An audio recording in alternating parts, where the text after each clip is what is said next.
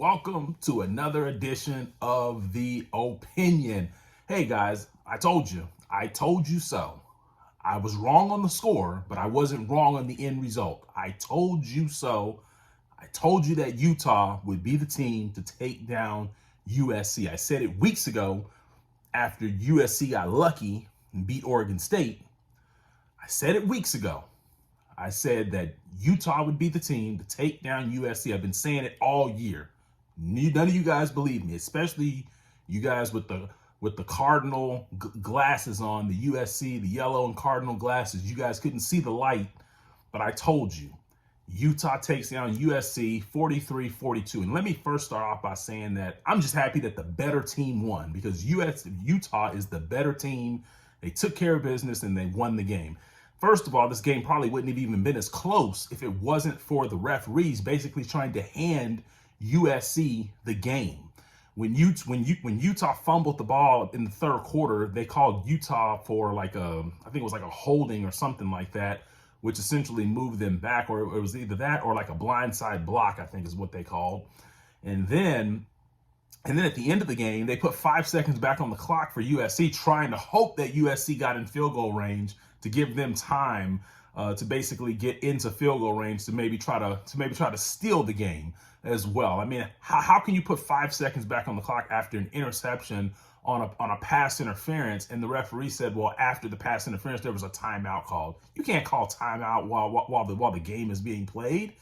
And then the ball was intercepted at 12. The ball was intercepted at 12 seconds. The flag came out at 12. But how does it go from 8 seconds to 13 seconds?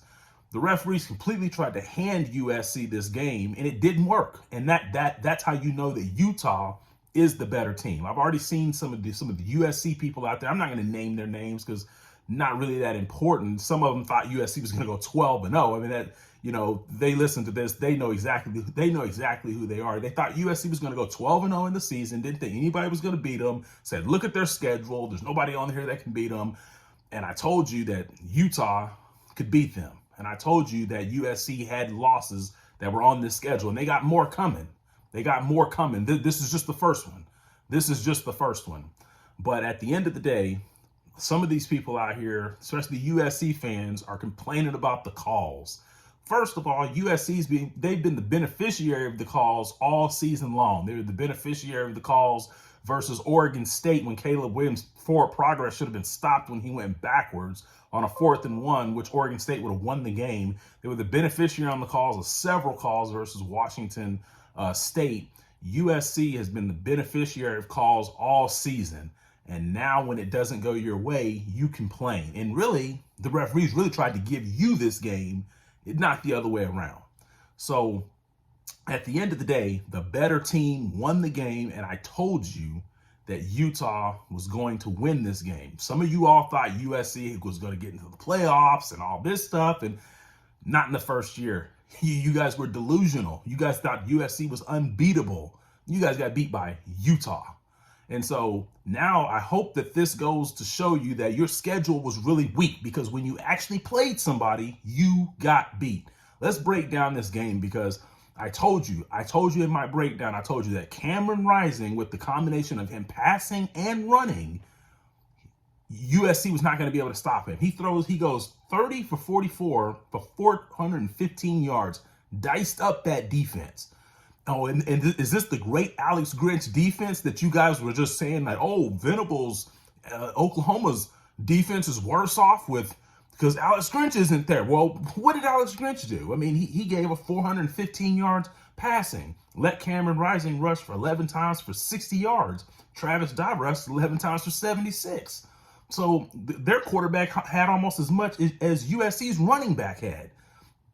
And then when you look at the total yards, USC gave up 562 yards. So how is that Alex Grinch defense now? And I've been telling you, I told you all, USC was making adjustments against the bad teams in the second half, like the Arizona States and the Fresno States and Stanfords and teams like that. They were making adjustments on them. And I told you, when they play Utah, they're not going to be able to make those adjustments because this defense is not any good. And we tried to tell you all that Alex Grinch And these guys, they're not going to fix your defense. And now you're getting a taste of it. You're finally getting a taste. And this is just the beginning. You're going to get another taste of it when you go against UCLA.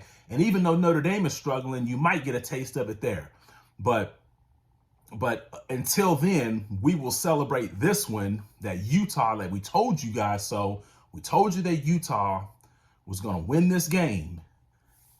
And like I said, I was wrong on the score, but I told you before, when I make a guarantee, I'm going to be right. I don't come out and make these guarantees just to make them, just to sound funny and just to be like what you guys would call a hater. I know what I'm talking about. So the next time I make a guarantee, instead of you guys saying that I'm hating, ask me, why am I making the guarantee? Ask me deeper questions as to why I have that position rather than just tell me I'm hating. But now you guys had to find out, and you learned the hard way. So at the end of the day, hey, Utah's better than USC. It is what it is. I'm out.